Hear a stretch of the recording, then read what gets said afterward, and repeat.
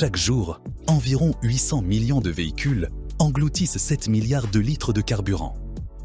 Maintenir les stations-service du monde entier remplies de ce liquide inflammable est un travail incroyablement complexe et potentiellement dangereux. Vous êtes-vous déjà demandé comment l'essence est fabriquée? Nous avons visité l'industrie pétrolière des États-Unis au Texas pour le découvrir. C'est l'un des endroits les plus puissants du monde. Au Texas se trouve l'industrie pétrolière des États-Unis. Des forages sont réalisés ici depuis 1894.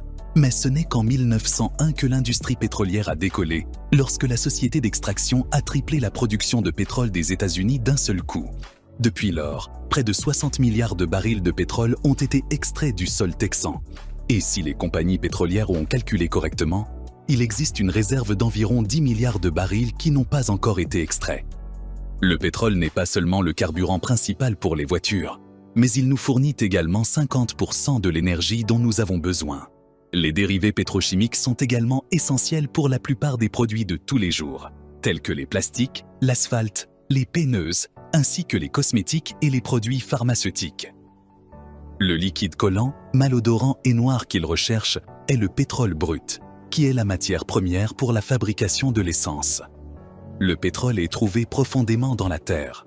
Il y a des dizaines de millions d'années, des plantes et de minuscules créatures marines sont mortes, sont tombées dans les lits marins et ont été recouvertes de sédiments.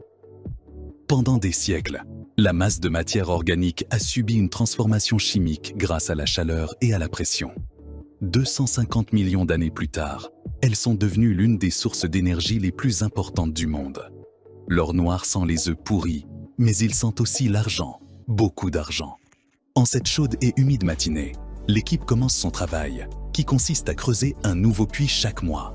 Plus de 2000 nouveaux puits sont creusés au Texas, et ensemble, ils extraient plus de 900 000 barils de pétrole par jour. Pour que le pétrole continue à sortir, les producteurs comme Occidental Petroleum font en moyenne un nouveau puits par jour. Pour les travailleurs, ce travail dur et bruyant au soleil est comme un jour ordinaire au bureau. Pour d'autres, après avoir identifié les gisements potentiels de pétrole et de gaz naturel sous terre, grâce à la technologie sismique, l'emplacement de forage est sélectionné. Bien que cette technologie aide, l'exploration pétrolière reste un pari. Si le puits est productif, le pétrole brut est envoyé à la raffinerie, où il est transformé en essence, en diesel, en carburant d'aviation et en autres produits. Mais trouver du pétrole et l'extraire du sous-sol n'est que la moitié du défi. Il faut aussi atteindre le pétrole.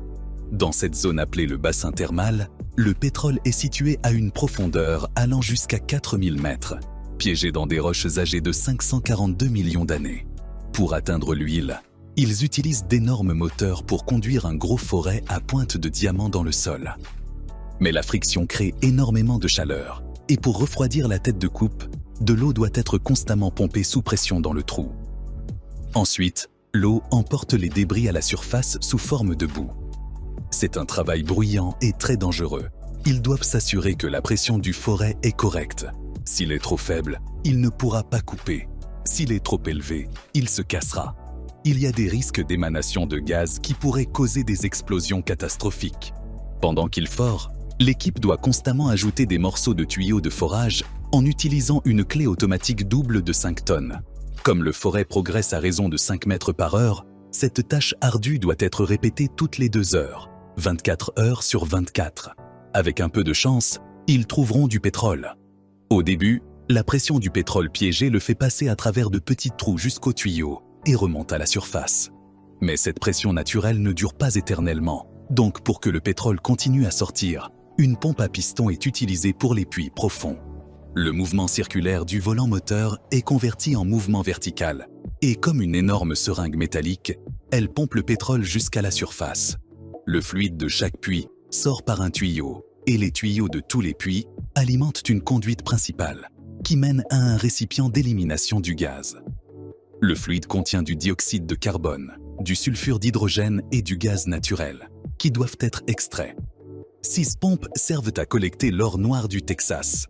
Mais ces exploitations pétrolières sont loin d'où le pétrole est nécessaire, alors une série de pompes le font passer dans un pipeline pour un voyage de 1000 km jusqu'à sa destination.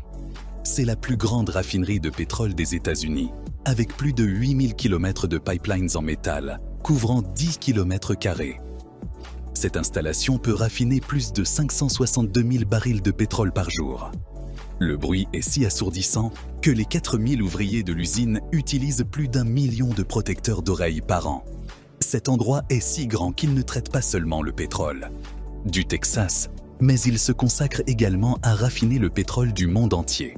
Le pétrole contient un mélange d'hydrocarbures et chacun d'eux a un nombre différent d'atomes de carbone.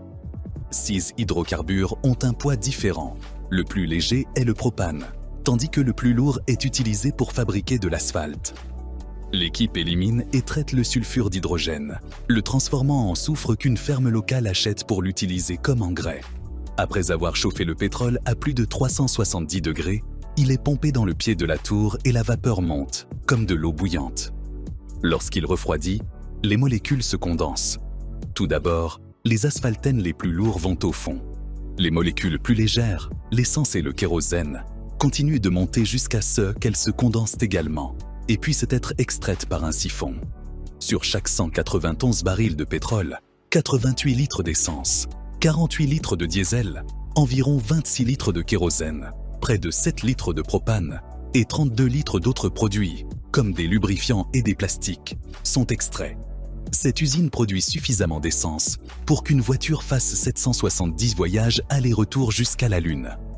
Le carburant est testé dans un vieux moteur qui vérifiera sa capacité de détonation. La détonation dans un moteur se produit lorsque le carburant s'enflamme spontanément en étant comprimé dans le cylindre du moteur. Ensuite, le laboratoire peut renvoyer les données obtenues à la raffinerie pour corriger les erreurs dans le mélange et s'assurer qu'il est parfait. Il est temps d'ouvrir quelques vannes pour que l'essence coule à travers les pipelines souterrains jusqu'aux terminaux proches.